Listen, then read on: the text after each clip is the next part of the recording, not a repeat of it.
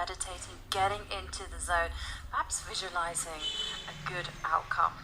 Yeah, he's trying to manifest the win with his mind, the power of his mind there.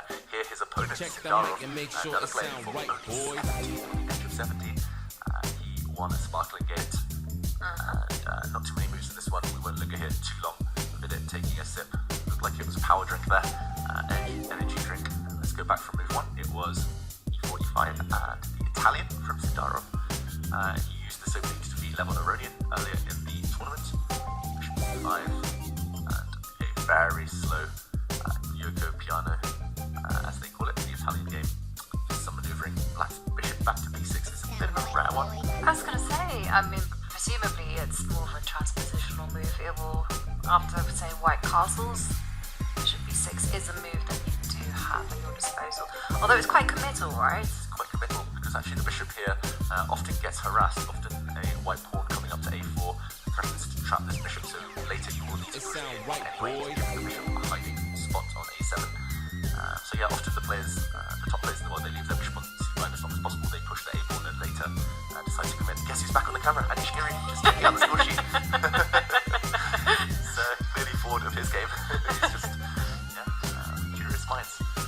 Talking of curiosity, the only thing I can come up with here for black, delaying bringing out his knight. Normally the black knight would have found himself on f6 2-3 moves ago, but could Levon Aronian be playing f5? Looks too risky to me, just especially while this bishop is kind of poised on the diagonal. I mean, I don't really know how to answer knight to g5 coming in, but there must be a reason he's delaying.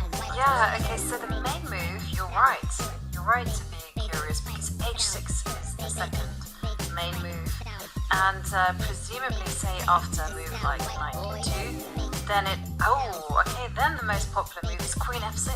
Wow. I need to learn these lines. It's so hard to get a fight to get an attacking position with black against the Italian game. Queen f6, the idea might be g5 to g4. Maybe bring the knight out this way, perch it on g6, head it into f4 later.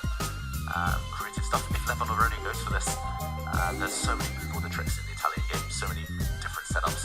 Yeah, and well, Vidit, he's known to be super well prepared, right? I said Levon Aronian. I was talking about him from earlier. Sorry, Levon was one of Sindarov's earlier victims, and then Vidit. Yeah. Too many top players in the tournament. I know.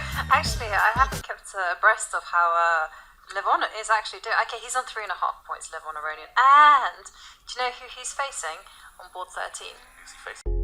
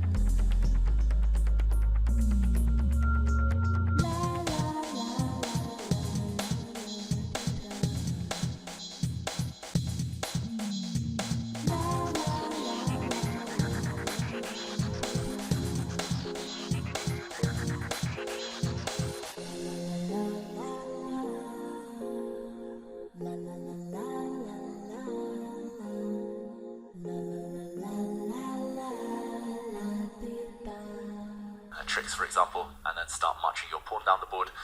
This should have been a very straightforward win, but 96, he was running a big risk here, Vidit. He had no time on the clock, and suddenly he was required to calculate. The trick he was going for is that rook takes pawn, allows a knight fork, the rook would drop off because it's a check. But after g6, he suddenly had to calculate, and he found the only winning move in this position, b4. There was no time to play king f6, because white would have then had time to break through. So b4 was needed. b4, it was too late, and rook h8, b3. This position, he had to play bishop d5, defending this pawn and defending this g8 promotion square. And after king to e3, his job was quite straightforward, but h6 would have tested him. He only had 1 minute left. Yes, and h6 makes a lot of sense. The whole idea is that after pawn takes pawn, well, the g-pawn is a runner and it will move forward. And just while Antoinetta was showing us her great victory there, I did check. Here we were discussing actually, Javokhir, king f6, the only winning move. Now, after the capture and a promotion, black only has 1 winning move in this position. So this would have really made Vidit's life difficult when he only had 30 seconds on the clock. And the winning move, it's difficult, but it's instructive. Knight to c4, and this is due to the fact that the white king's actually caught in no man's land. At some point, white will have to retreat the rook, b2 coming, threatening knight to d2, and then a promotion, so white has to retreat, or at least plant the rook on b1, and suddenly white is frozen. So black can just calmly march the h-pawn down the board. The white king cannot approach. We'll catch up with the moves in a minute. If the king approaches, there'll always be a knight fork. So actually black would have deflected the white king and then moved his own king in to win this game. And this would have been over. Instead, Sindarov, he should have maybe tested Vidit in this direction. It's still winning for black. Instead, the game, if we catch up, is dropping g6. And with it, his chances of saving. Yes. There's just no hope in this because black's plan is very simple. Just march the h-pawn or the c-pawn, whichever one is allowed to.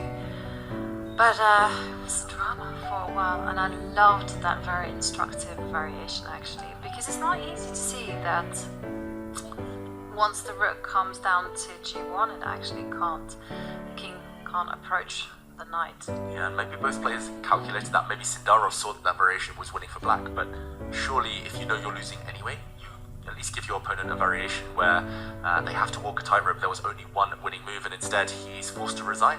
Vidit takes the win. Vidit takes the win, and with that he moves on to 5.5 points and into the sole lead. Wow, incredible stuff, and there's only 2 remaining kind of players who could potentially join him, so it's going to be a maximum of 3 out of the former 8 of the leading pack that can sit now alongside Vidit.